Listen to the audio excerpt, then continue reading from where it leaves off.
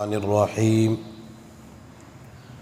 ورضوان من اللہ اکبر قال النبی صلی اللہ علیہ وسلم الرضاء غنیمتی او کما قال علیہ الصلاۃ والسلام سبحان ربک رب العزت عما یصفون وسلام علی المرسلین والحمد للہ رب العالمین اللہم صلی علی سیدنا محمد وعلی آل سیدنا محمد وبارک وسلم اللہم صلی علی سیدنا محمد وعلی آل سیدنا محمد وبارک وسلم اللہم صلی علی سیدنا محمد وعلی آل سیدنا محمد وبارک وسلم۔ دنیا کے اندر ہر انسان کسی نہ کسی کو راضی کرنے کے اندر لگا ہوا ہے۔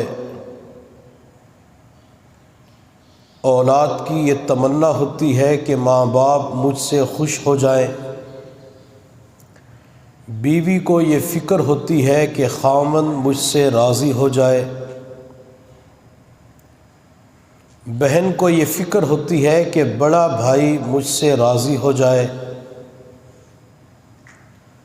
گھر کے اندر بہو کو یہ فکر ہوتی ہے کہ ساس مجھ سے راضی ہو جائے۔ مدارس عربیہ کے اندر شاگردوں کی یہ چاہت ہوتی ہے کہ استاد مجھ سے خوش رہے،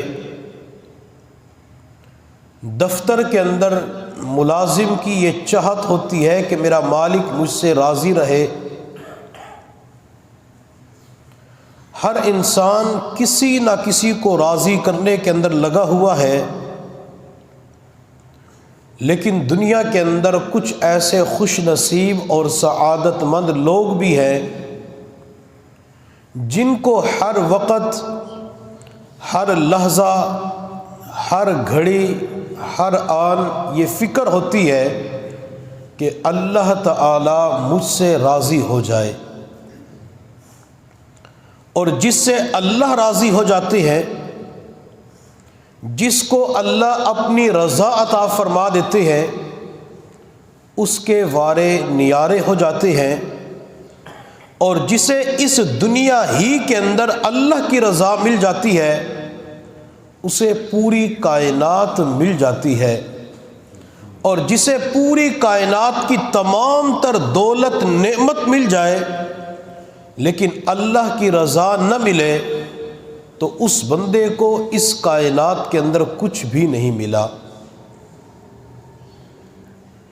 سب سے بڑا نام اللہ رب العزت کا ہے، وَلَذِكْرُ اللَّهِ أَكْبَرُ، اور سب سے بڑی ذات اللہ رب العزت کی ہے، اللہ اکبر، اور سب سے بڑی نعمت اللہ رب العزت کی رضا ہے، وَرِضْوَانٌ مِّنَ اللَّهِ أَكْبَرُ۔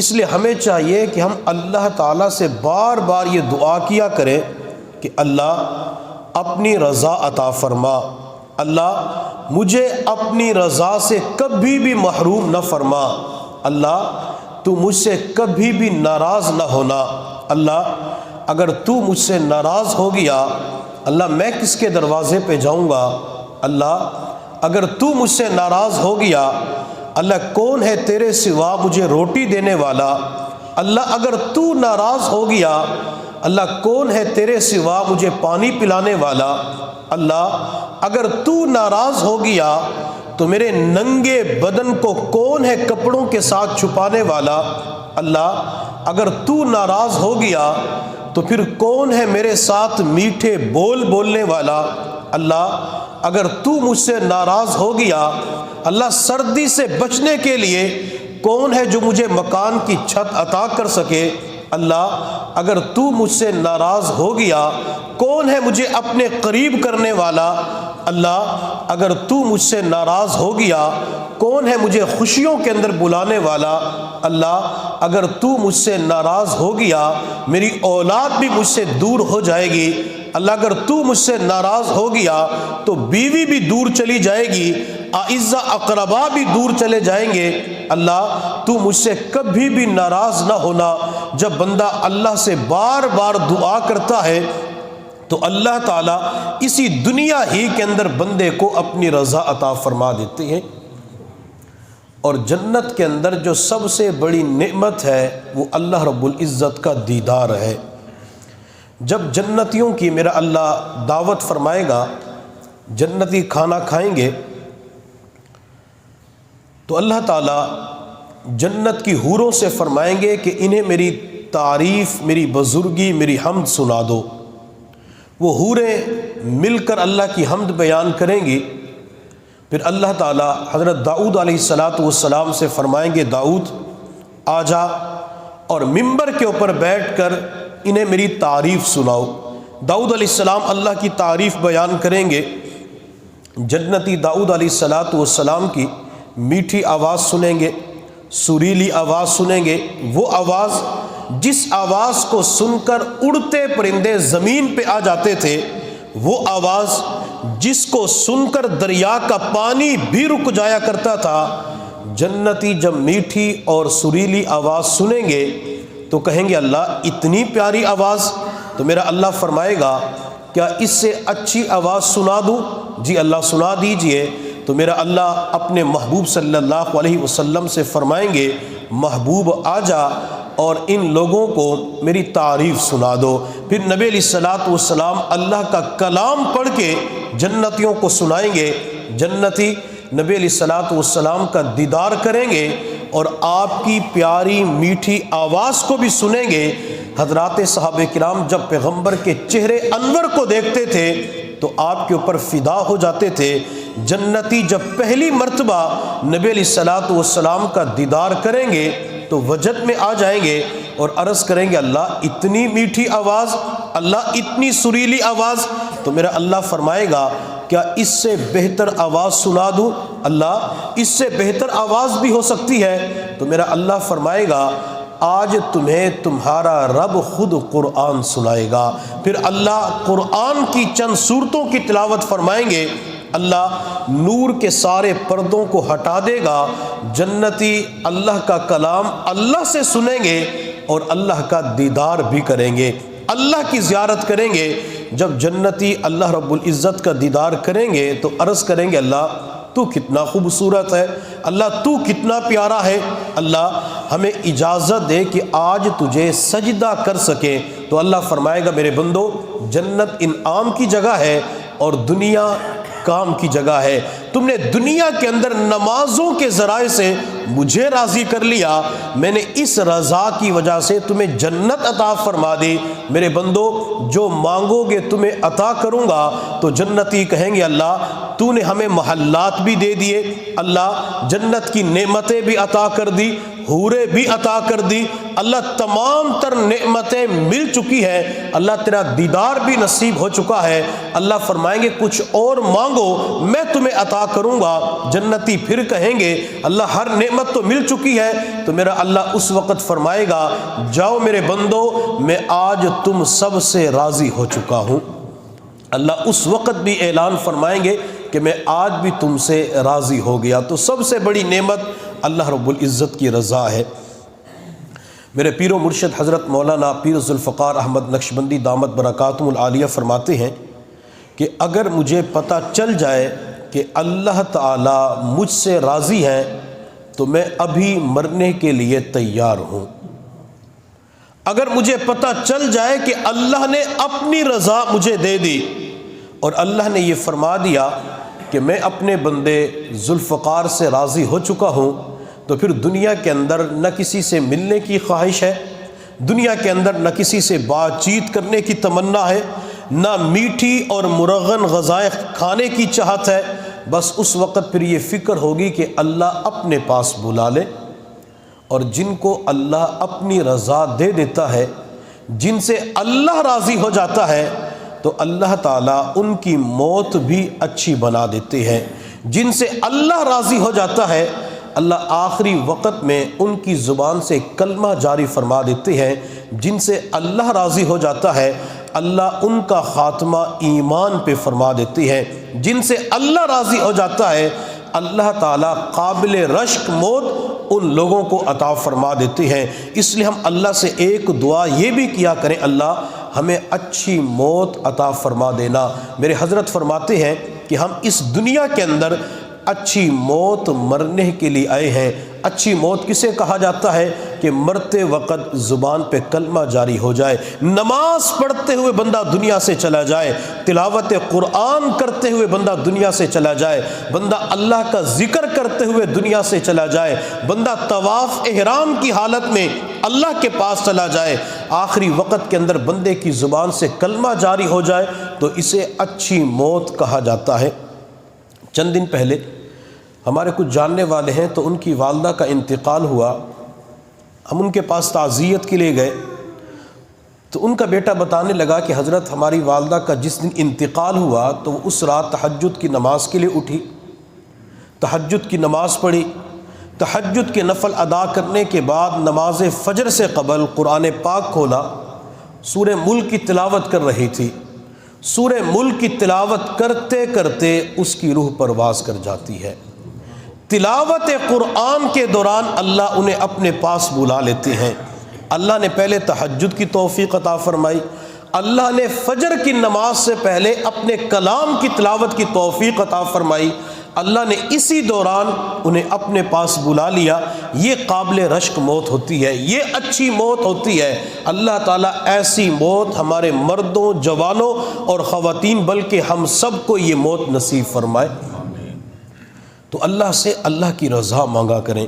میرے محبوب صلی اللہ علیہ وسلم دعا کرتے تھے، اللہم انی اسألوک منک، اللہ میں تجھ سے تیرا سوال کرتا ہوں، اللہ میں تجھ سے تجھ ہی کو مانگتا ہوں، اللہ میں آپ سے آپ کی رضا مانگتا ہوں۔ اور جسے اللہ مل جاتا ہے، جسے اللہ کا پیار مل جاتا ہے، جس کے دل کے اندر اللہ کی محبت آ جاتی ہے، جس کے دل کے اندر اللہ کی محبت چھا جاتی ہے، اللہ تعالیٰ تمام تر نعمتیں اس بندے کو عطا فرما دیتی ہیں۔ اور جس بندے کو اس دنیا کے اندر اللہ کی رضا نصیب ہو جاتی ہے، اگر اس کے اوپر غم، پریشانی، تکالیف، دکھ، درد آ جائے تو وہ بالکل نہیں گھبراتا۔ میرے اللہ نے قرآن عظیم الشان میں فرمایا، الا ان اولیاء اللہ لا خوف علیہم ولا هم یحزنون، جو میرے نیک بندے ہوتے ہیں نہ ان کے اوپر کوئی خوف ہوتا ہے، نہ ان کے اوپر کوئی حزن ہوتا ہے، نہ کوئی غم ہوتا ہے، نہ اندر کا خوف ہوتا ہے اور نہ کوئی باہر کا خوف ہوتا ہے۔ اگرچہ پریشانیاں آ جاتی ہیں لیکن پھر بھی وہ پریشان نہیں ہوتے، وہ کہتے اللہ کے جو فیصلے ہیں میں اللہ کے ہر فیصلے کے اوپر راضی ہوں۔ جو اللہ کے فیصلوں کے اوپر راضی رہتا ہے اللہ پھر اسے اندر کا سکون عطا فرما دیتے ہیں۔ حضرت ذوالنون مصری رحمۃ اللہ علیہ اللہ کے نیک بندے گزرے ہیں، اللہ نے ولایت کے اعلیٰ مقامات عطا فرمائے تھے۔ ذوالنون مصری رحمۃ اللہ علیہ کے بارے میں آتا ہے کہ کوئی شخص ان کے پاس آیا اور آ کر کہنے لگا، حضرت آپ کا کیا حال ہے؟ حضرت ذوالنون مصری رحمۃ اللہ علیہ نے فرمایا کہ اس شخص کا حال کیا پوچھتے ہو کہ کائنات میں کوئی کام اس کی مرضی کے خلاف نہیں ہوتا۔ لوگ حیران پریشان کہ حضرت یہ جملہ تو کسی پیغمبر نے نہیں کہا، یہ جملہ تو بڑے بڑے حضرات نے استعمال نہیں کیا، اور آپ کہتے ہیں کہ کائنات میں کوئی کام ذوالنون کی مرضی کے خلاف نہیں ہوتا۔ حضرت ذوالنون مصری رحمۃ اللہ علیہ نے فرمایا کہ میرے اللہ کا جو فیصلہ ہوتا ہے میں اپنے اللہ کے ہر فیصلے پہ راضی رہتا ہوں۔ اللہ اگر خوشی کے اندر مجھ سے راضی ہے تو میں بھی خوشی کے اندر راضی ہوں، اللہ اگر غم بھیج کر میرے اوپر راضی ہے میں بھی اللہ سے اس حال میں راضی ہوں، اگر اللہ میرے دکھ درد کی وجہ سے راضی ہے تو میں بھی اللہ کے اس فیصلے کے اوپر راضی ہوں، اللہ پریشانیوں کے اندر مجھ سے راضی ہے تو میں بھی اللہ سے راضی ہوں۔ تو جب میں اللہ کے ہر فیصلے کے اوپر راضی ہوں تو کائنات کے اندر ہر کام میری مرضی کے مطابق ہو رہا ہے۔ تو یہ وہ لوگ ہوتے ہیں جو اپنی مرضی اللہ کی مرضی پہ فنا کر دیتے ہیں۔ ہم نماز کیوں پڑھتے ہیں؟ نماز اس لیے پڑھتے ہیں تاکہ ہمیں اللہ کی رضا نصیب ہو جائے، اللہ ہم سے راضی ہو جائے۔ بعض مرتبہ لوگ کہتے ہیں کہ نماز کے اندر مزہ تو آتا نہیں، نماز کے اندر حضوری والی کیفیت تو ملتی نہیں، نماز کے اندر خشوع خضوع کی نعمت تو ملتی نہیں، نماز کے اندر ایک مرتبہ بھی توجہ اللہ کی طرف نہیں جاتی، تو ایسی نماز پڑھنے کا فائدہ کیا؟ ایسی نماز ہم نہیں پڑھتے۔ لوگ نمازوں کو چھوڑ دیتے ہیں، سنتوں کو چھوڑ دیتے ہیں، نوافل کو چھوڑ دیتے ہیں۔ ہم نماز لذت حاصل کرنے کے لیے نہیں پڑھتے، ہم نماز مٹھاس حاصل کرنے کے لیے نہیں پڑھتے، بلکہ ہم نماز اس لیے پڑھتے ہیں، 5 مرتبہ اللہ کے دربار میں حاضری اس لیے دیتے ہیں کہ اللہ ہم سے راضی ہو جائے۔ حضرت مولانا رشید احمد گنگوہی رحمۃ اللہ علیہ فرمایا کرتے تھے کہ جو بندہ نماز اللہ کی رضا کے لیے پڑھتا ہے، اس کو نماز کے اندر خیالات بھی آتے ہیں لیکن نماز نہیں چھوڑتا، نماز کے اندر لذت مٹھاس نہیں ملتی تب بھی نماز پڑھتا ہے، میں اس بندے کے دل کو مبارکباد پیش کرتا ہوں۔ یہ ایک اللہ کے بڑے ولی نے اس بندے کو مبارکباد پیش کی ہے کہ جس کو نماز کے اندر کچھ بھی نصیب نہیں ہوتا لیکن پھر بھی نماز کی پابندی کرتا ہے، نمازوں کو نہیں چھوڑتا۔ کیوں؟ اس لیے کہ اس بندے کا مقصد یہ ہے کہ اللہ کی رضا مجھے نصیب ہو جائے۔ ہم بیانات کیوں سنتے ہیں؟ بیانات اس لیے سنتے ہیں کہ ہمیں کوئی بات ایسی مل جائے جس پر عمل کر کے مجھے اللہ کی رضا نصیب ہو جائے۔ ہم جنازے کے اندر کیوں جاتے ہیں؟ اس لیے جاتے ہیں کہ جنازہ پڑھنے کی وجہ سے ہو سکتا ہے کہ اللہ اپنی رضا عطا فرما کے میری مغفرت فرما دے۔ ہم قرآن کی تلاوت کیوں کرتے ہیں؟ کیا قرآن کی تلاوت کرتے ہوئے پیسے ملتے ہیں؟ کیا قرآن کی تلاوت کرتے ہوئے عہدہ ملتا ہے؟ کیا قرآن کی تلاوت کرتے ہوئے کوئی نوکری ملتی ہے؟ نہیں، ہم اللہ کا کلام اس لیے پڑھتے ہیں تاکہ چند آیات کی تلاوت پر اللہ مجھے اپنی رضا عطا فرما دے۔ ہم روزہ کیوں رکھتے ہیں؟ یہ 15-16 گھنٹے کی بھوک اور پیاس کو برداشت کرتے ہیں، پانی موجود ہوتا ہے، پانی کو استعمال نہیں کرتے، مشروبات استعمال نہیں کرتے، اپنے آپ کو صبح صادق سے لے کر غروب آفتاب تک بھوکا پیاسا رکھتے ہیں۔ کیوں رکھتے ہیں؟ اس لیے کہ اللہ کی رضا ہمیں نصیب ہو جائے۔ لوگ حج عمرے کے سفر پہ جاتے ہیں، حج پہ لاکھوں روپیہ خرچ کرتے ہیں، اپنے گھر بار کو چھوڑ کے جاتے ہیں، دکان چھوڑ کے جاتے ہیں، احرام کی 2 چادریں استعمال کرتے ہوئے زبان سے لبیک اللہم لبیک کی صدا لگاتے ہوئے مکہ مکرمہ کے اندر پہنچ جاتے ہیں، یا جہاز کی مشقتیں اٹھاتے ہیں، ایئرپورٹ کے اوپر انتظار کی مشقت اٹھاتے ہیں، مکہ مکرمہ کے اندر پہنچ کر تھکاوٹ ہوتی ہے، تمام تر مشقتیں برداشت کرتے ہیں، کبھی عرفات کے میدان میں جاتے ہیں، کبھی مزدلفہ کے میدان میں جاتے ہیں، کبھی شیطان کو کنکریاں مارتے ہیں، کبھی قربانی کرتے ہیں، کبھی طواف زیارت کے لیے جاتے ہیں۔ ان تمام افعال کا مقصد یہ ہوتا ہے کہ اللہ مجھ سے راضی ہو جائے۔ بندہ کھلے آسمان تلے رات نہیں گزارتا، لیکن حج کے موقع پہ مزدلفہ کے میدان کے اندر کھلے آسمان تلے رات گزارتا ہے۔ یہ رات کیوں گزارتا ہے؟ تاکہ اللہ مجھ سے راضی ہو جائے۔ اگر آج گلی کے اندر محلے کے اندر کوئی بچہ پتھر اٹھا کے کسی کو مار رہا ہو تو یہ غصے کا اظہار کرتا ہے کہ شیشے کو لگ جائے گا، کسی انسان کو لگ جائے گا، بچے کو لگ جائے گا، لیکن خود اس حاجی کا اپنا حال یہ ہوتا ہے، مزدلفہ کے میدان کے اندر کنکریاں جمع کر رہا ہوتا ہے، کبھی 49 کنکریوں کو جمع کرتا ہے، زیادہ کنکریاں جمع کر لیتا ہے، اور پھر جمرات کے پاس کھڑے ہو کر کبھی بڑے شیطان کو 7 کنکریاں مارتا ہے، کبھی تینوں شیطانوں کو 7 کنکریاں مارتا ہے۔ یہ کنکریاں کیوں مارتا ہے؟ اس لیے کہ اس کنکری مارنے کی وجہ سے میں شیطان سے نفرت کا اظہار کروں گا تو اللہ کی رضا مل جائے گی۔ قربانی کیوں کرتے ہیں؟ قربانی اس لیے کرتے ہیں کہ اللہ کی رضا نصیب ہو جائے۔ حضرت ابراہیم علیہ السلام نے یہی تو فرمایا تھا، ان صلاتی و نسکی و محیایا و مماتی للہ رب العالمین، میرا نماز پڑھنا، میرا قربانی کرنا، میری زندگی، میری موت، یہ ساری کی ساری اللہ رب العزت کے لیے ہے۔ تو گویا کہ قربانی کا مقصد بھی یہ ہوتا ہے کہ اللہ کی رضا نصیب ہو جائے۔ ذکر و اذکار ہم کیوں کرتے ہیں؟ یہ صبح و شام کی تسبیحات پڑھتے ہیں، روزانہ صبح کے وقت شام کے وقت درود شریف پڑھتے، کیوں پڑھتے ہیں؟ کہ اس کی وجہ سے اللہ کی رضا نصیب ہو جائے۔ تو جب بھی کوئی نیک عمل کریں تو اس کے اندر اللہ کی رضا ضرور رکھا کریں، انشاءاللہ اللہ اس نیک عمل کی برکت سے اپنی رضا ہمیں ضرور عطا فرمائیں گے۔ بعض مرتبہ بندہ اپنے کاموں کو اللہ کے سپرد کر دیتا ہے کہ جو اللہ چاہیں گے میں اللہ کے فیصلوں کے اوپر راضی رہوں گا، اور یہ بندہ اس نیت کے ساتھ تمام کام اللہ کے سپرد کرتا ہے کہ مجھے اللہ راحت عطا فرمائیں گے، اطمینان دیں گے، چین دیں گے، اللہ مجھے سکون دیں گے۔ حضرت تھانوی رحمۃ اللہ علیہ فرمایا کرتے تھے کہ جس کام کو اللہ کے سپرد کرنے کے اندر بندہ راحت کو مقصود بنا لیتا ہے تو پھر یہ دنیا داری بن جاتی ہے۔ جب بھی کوئی کام انسان اللہ کے سپرد کرے تو نیت یہ ہونی چاہیے کہ میں اس لیے اللہ کے سپرد کر رہا ہوں تاکہ اللہ اس کی وجہ سے مجھے اپنی رضا عطا فرما دے، تو اس جملے کا استعمال کرنا بندے کے لیے عبادت بن جاتا ہے۔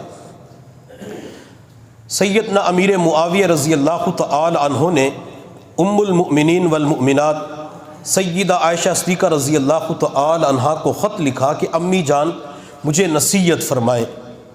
امی عائشہ صدیقہ رضی اللہ تعالی عنہا نے مختصر اور جامع نصیحت فرمائی، بلکہ نصیحت کا حق ادا کر دیا۔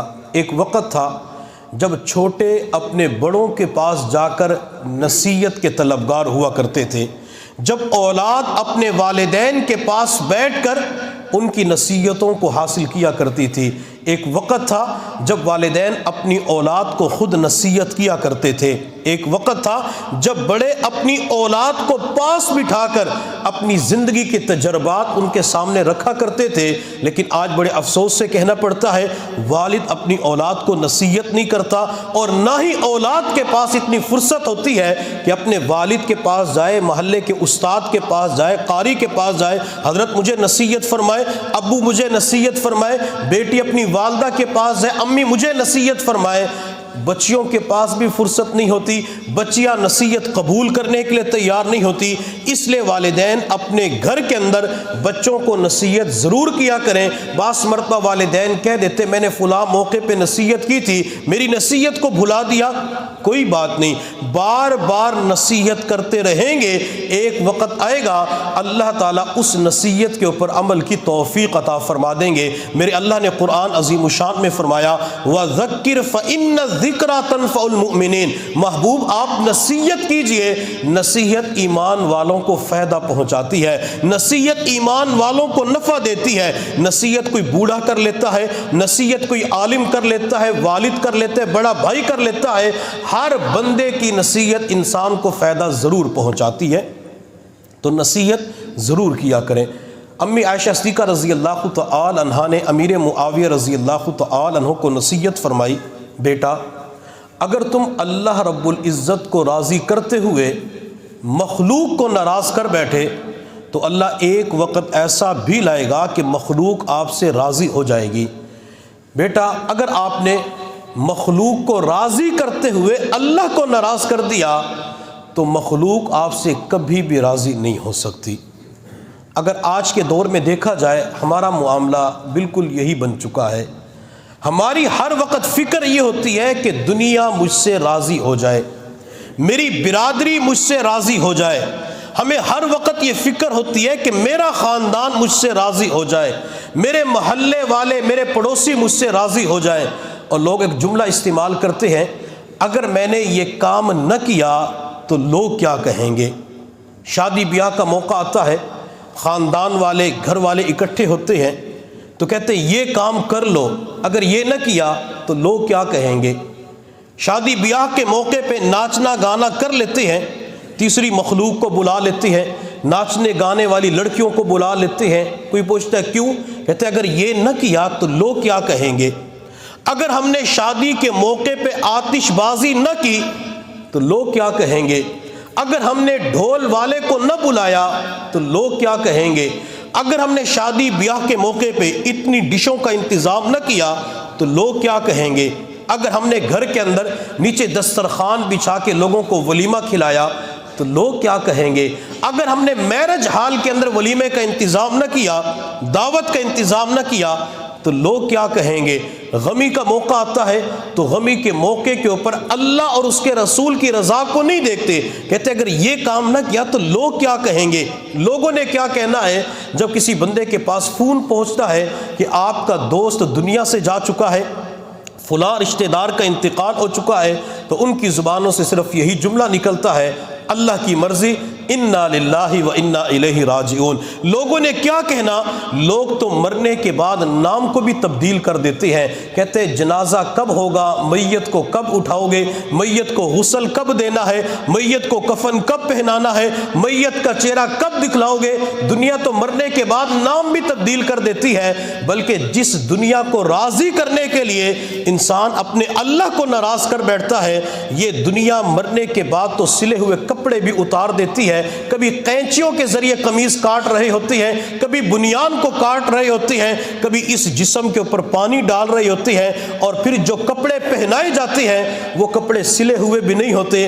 دنیا والوں کو راضی کرنے کے لیے بندہ کیا کچھ کرتا ہے، یہی دنیا والے جب اسے غسل دے دیا جاتا ہے، سفید لٹھے کا کفن پہنا دیتی ہے، تو اسے چارپائی پہ اٹھا کے منو مٹی کے اندر دفن کر دیتی ہے، اور جس جگہ جا کے رکھتے ہیں وہاں کسی بستر کا انتظام بھی نہیں کرتے، کسی بیڈ شیٹ کا انتظام بھی نہیں کرتے، کسی چادر کا انتظام بھی نہیں کرتے، کسی جائے نماز اور چٹائی کو بھی نہیں بچھاتے، خالص مٹی کے اوپر بچھا کے اوپر مٹی ڈال کے چلے جاتے ہیں، اور جب مٹی ڈال رہی ہوتی ہیں تو کہہ دیتے ہیں منہا خلقناکم وفیہا نعیدکم ومنہا نخرجکم تارۃ اخری، اور جن کو دعا یاد نہیں ہوتی تو بعض مرتبہ کہہ دیتے ہیں چل یار دے حوالے، چل اللہ دے حوالے۔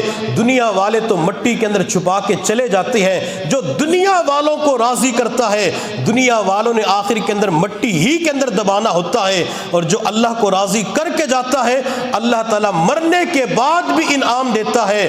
جو اللہ کو راضی کر کے قبر کے اندر دفن ہو جاتا ہے تو اللہ فرشتوں سے فرماتے ہیں میرا یہ بندہ دنیا کے اندر مجھے راضی کر کے آیا ہے، میری رضا کو لے کے آیا ہے، وَفْرِشُوهُ لَهُ مِنَ الْجَنَّةِ وَالْبِسُوهُ لَهُ مِنَ الْجَنَّةِ وَافْتَحُوا لَهُ بَابًا إِلَى النَّارِ إِلَى الْجَنَّةِ۔ اس بندے کی قبر کے اندر جنت کا بستر بچھا دیا جائے۔ دنیا والوں نے تو بستر نہیں بچھایا، میرے فرشتوں جنت کا بستر بچھا دو۔ دنیا والوں نے سفید لٹھے کا کفن پہنایا، فرشتوں یہ لباس اتار کر جنت کا ریشمی لباس پہنا دو، اور اس بندے کی قبر کے اندر جنت کی طرف کھڑکی کھول دو۔ اللہ مرنے کے بعد بھی اپنی رضا کی وجہ سے قبر کے اندر یہ انعام عطا فرماتے ہیں، اور یہی وجہ ہے کہ میرے محبوب صلی اللہ علیہ وسلم نے ارشاد فرمایا انما القبر روضۃ من ریاض الجنہ، یہ قبر مرنے کے بعد یا تو جنت کا باغیچہ بن جاتی ہے یا پھر کسی کے لیے جہنم کا گڑھا بن جاتی ہے۔ ہم اللہ کو راضی کرنے کی فکر کریں کہ اللہ تو مجھ سے راضی، اللہ کو راضی کریں گے اللہ مخلوق کو بھی راضی کر دیں گے۔ بعض مرتبہ انسان دنیا والوں کو راضی کرنے کے لیے مختلف چیزوں کا انتظام کرتا ہے، شادی بیاہ کے موقع پہ، دعوت کے موقع پہ یہ کر لیتے، یہ نہ کیا تو فلاں کیا کہے گا، یہ نہ کیا تو فلاں کیا کہے گا۔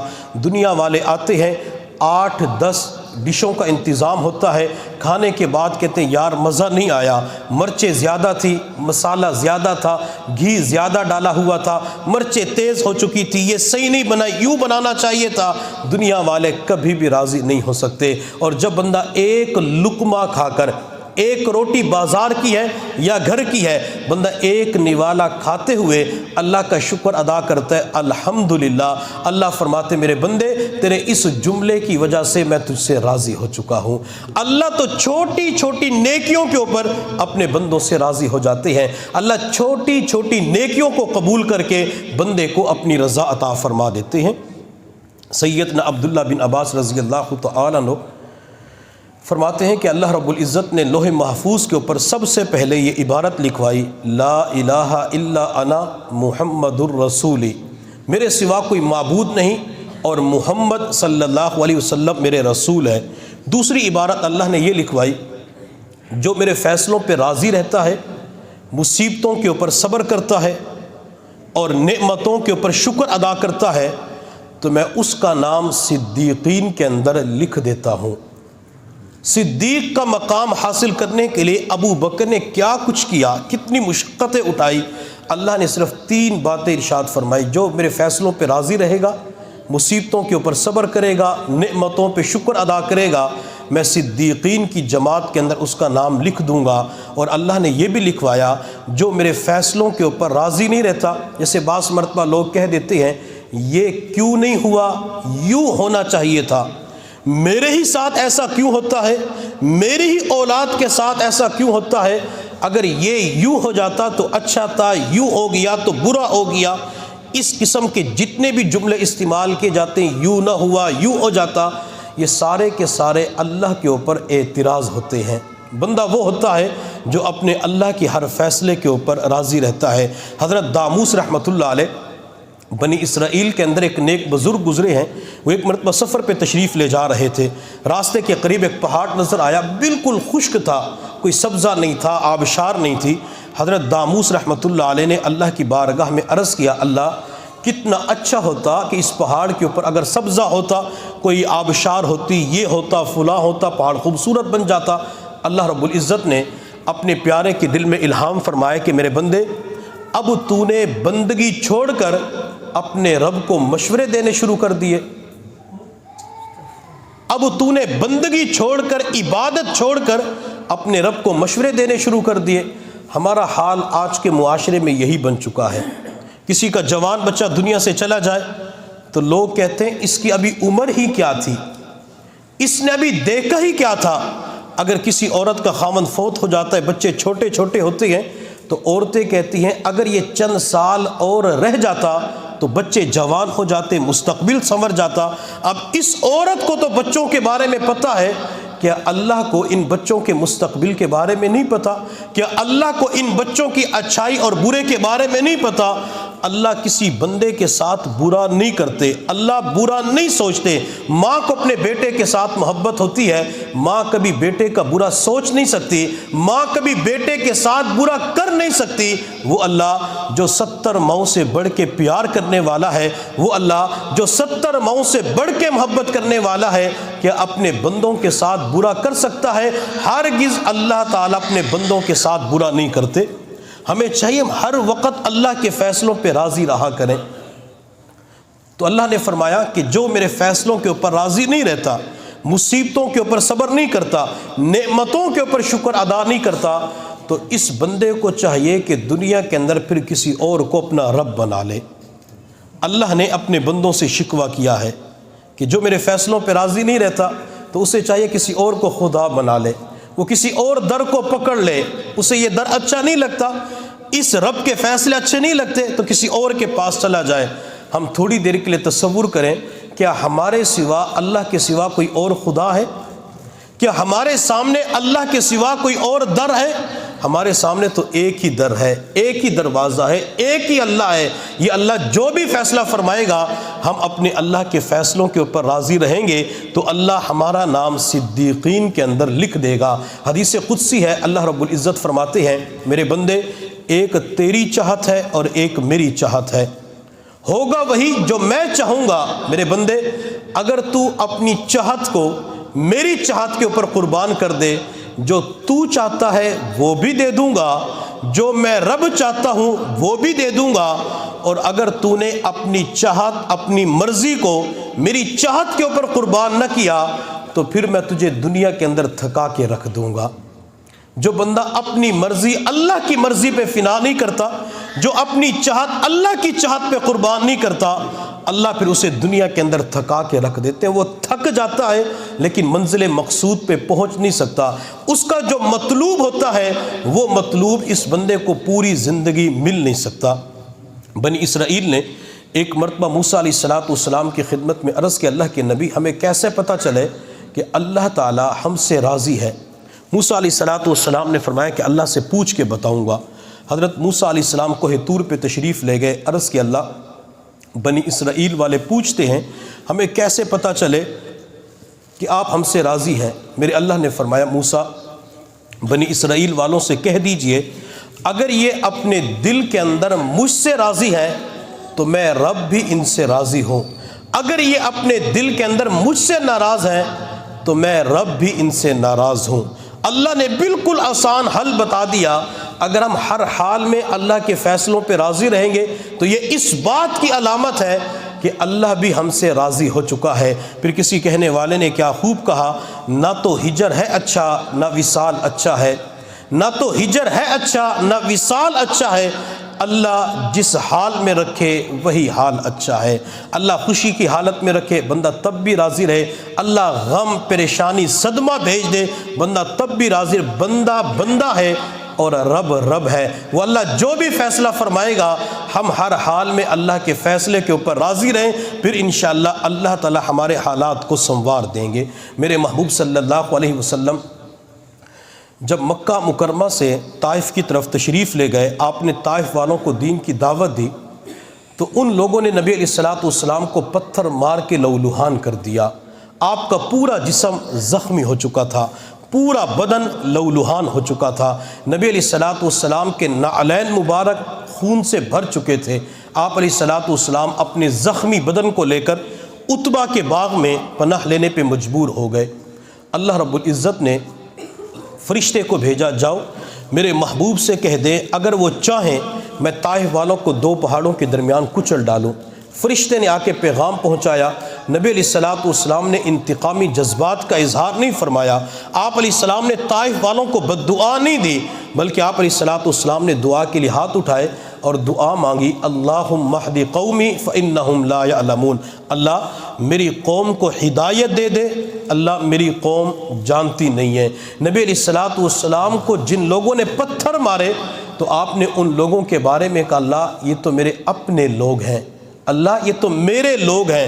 ہم نبی علیہ السلام کی اس مبارک زندگی سے مثبت سوچ کو سیکھ سکتے ہیں کہ جن لوگوں نے پتھر مارے آپ علیہ السلام نے مثبت سوچ کو اختیار کرتے ہوئے، مثبت سوچ کو اپناتے ہوئے ان لوگوں کے لیے، ان کی نسلوں کے لیے ہدایت اور ایمان کی دعا کر دی۔ بعض مرتبہ لوگ ہمارے ساتھ برا کر لیتے ہیں، کوئی بات نہیں، وہ ان کا ظرف ہے، لیکن بندے کا ظرف بڑا وسیع ہونا چاہیے۔ وہ غلط کرتے ہیں، یہ ہاتھ اٹھا کے ان کے لیے دعا کرے، اے اللہ ان لوگوں کو ہدایت نصیب فرما، اللہ انہیں نیک بنا دیجئے، اللہ انہیں یہ نعمت عطا فرما۔ ایک بندہ عمرے کے سفر پہ گیا آج سے 5-6 سال پہلے، تو وہ کہنے لگا کہ میں مدینہ طیبہ کے اندر کسی قاری کے پاس جو مسجد نبوی کے اندر قرآن پڑھا رہے تھے، تو میں نے جا کے ان سے ایک درخواست کی۔ وہ درخواست کیا تھی کہ حضرت دعا کریں اللہ تعالیٰ میرے دشمنوں کو بھی عمرے کی سعادت نصیب فرما دے، اللہ میرے دشمنوں کو بھی عمرے کی سعادت نصیب فرما دے۔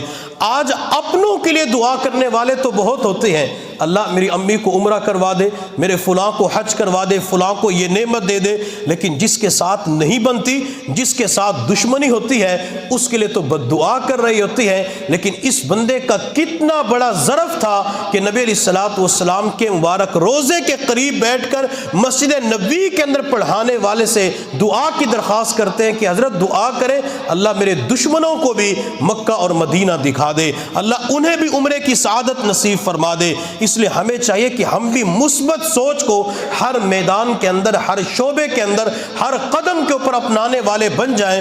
جو مثبت سوچ کو اپنانے والا ہوتا ہے اللہ تعالیٰ زندگی کے اندر کبھی بھی اسے بے سہارا نہیں فرماتے، اللہ کی قدم قدم کے اوپر اس بندے کو رہنمائی ملتی ہے، اللہ اپنی مدد اس بندے کے ساتھ متوجہ کر دیتی ہے جو اللہ کے بندوں کے ساتھ اچھائی کا معاملہ کرتا ہے۔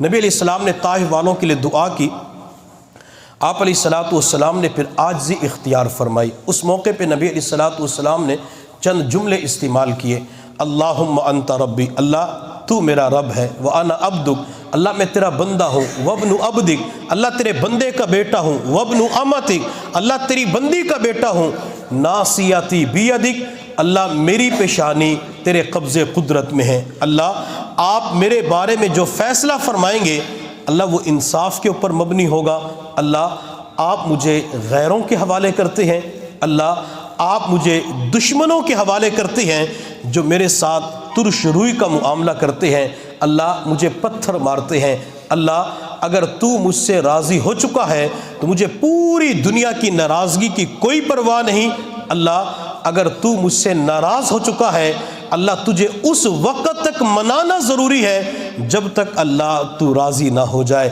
نبی علیہ السلام کا پورا بدن زخمی ہو چکا ہے، پورا بدن لہولہان ہو چکا ہے، اپنے جسم کی، اپنی ذات کی فکر نہیں تھی، اس وقت یہی فکر تھی اللہ اب تو تو مجھ سے راضی ہو جا، اللہ میں تیرے فیصلے کے اوپر راضی ہوں، اللہ تو بھی مجھے اپنی رضا عطا فرما دے۔ جب نبی علیہ السلام پتھر کھا کر بھی اللہ کے فیصلوں کے اوپر راضی رہے، نبی علیہ السلام جب شام کے وقت مکہ پہنچے تو اللہ تعالیٰ نے اس رضا کی وجہ سے آپ کو اسی رات معراج کا سفر عطا کر کے 7 آسمانوں کی سیر کروا کے سدرۃ المنتہا کے پار عرشوں کے اوپر بلا کر اپنا دیدار عطا فرما دیا۔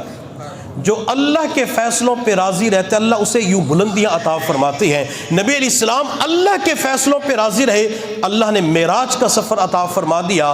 آج کے دور میں جو بندہ اللہ کے فیصلوں کے اوپر راضی رہے گا، اللہ تعالیٰ اسے بھی عروج عطا فرمائیں گے، اللہ اسے بھی بلندی عطا فرمائیں گے، اللہ مادی اور روحانی دونوں بلندی عطا فرمائیں گے، اللہ دنیاوی اعتبار سے بھی عزت عطا فرمائیں گے، اور جو روحانیت کے میدان کے اندر اللہ کے فیصلوں پہ راضی رہنے والا ہوگا، اللہ روحانی اعتبار سے اسے ترقی ضرور عطا فرمائیں گے۔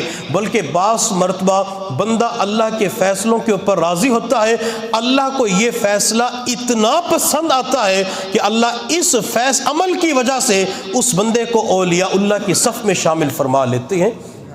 ہم ہر حال میں اللہ کے فیصلوں پہ راضی رہا کریں کہ اللہ میں ہر حال میں تجھ سے راضی ہوں۔ جب بندہ راضی ہو جاتا ہے، اللہ تمام تر نعمتیں اس بندے کو عطا فرما دیتے ہیں۔ آج کے دور میں مہنگائی زیادہ ہے، غربت زیادہ ہو چکی ہے، تو بعض مرتبہ جب غربا لوگ امیروں کو دیکھتے ہیں، خوشحال لوگوں کو دیکھتے ہیں، تو کہتے ہیں تو نماز بھی نہیں پڑھتا، اسے اتنا رزق مل رہا ہے اور مجھے اللہ دیتا ہی نہیں ہے، اس کے بیٹوں کو ملازمت مل جاتی ہے، میرے بیٹوں کو کچھ بھی نہیں ملا، اللہ کو میں ہی ملا تھا، اللہ کو میری ہی اولاد ملی تھی، اللہ نے میرے ہی بارے میں برے فیصلے کرنے تھے، نعوذ باللہ۔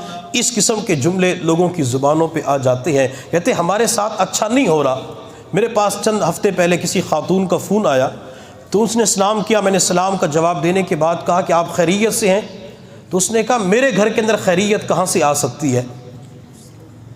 حالانکہ اللہ نے بہترین کوٹھی بنگلہ اسے عطا کیا ہوا ہے، اللہ نے بچوں کو اچھی نوکری دی ہوئی ہے، خاوند کا اچھا کاروبار ہے، تمام تر نعمتیں اللہ نے دی ہوئی ہے، لیکن چند ہفتوں سے بیمار پڑی ہوئی تھی، تو زبان کے اوپر کیا بول کہ میرے گھر کے اندر خیریت کہاں سے آ سکتی ہے؟ یہ اللہ کے اوپر شکوہ ہوتا ہے، یہ اللہ کے اوپر اعتراض ہوتا ہے کہ اللہ نے مجھے اچھا نہیں رکھا، اللہ نے میرے بارے میں خیر کا فیصلہ نہیں کیا۔ اللہ بعض مرتبہ بیماریاں اس لیے بھیجتے ہیں تاکہ بندہ صبر کر لے، صبر کی وجہ سے میں جنت کے اندر اس کے درجات کو بلند کر دوں۔ بندہ بیماریوں کے اوپر، تکالیف کے اوپر صبر کر لیتا ہے، شکوے شکایت کا جملہ زبان سے نہیں بولتا، اللہ اس کے گناہوں کو معاف فرما کے درجات کو بلند کر دیتے ہیں۔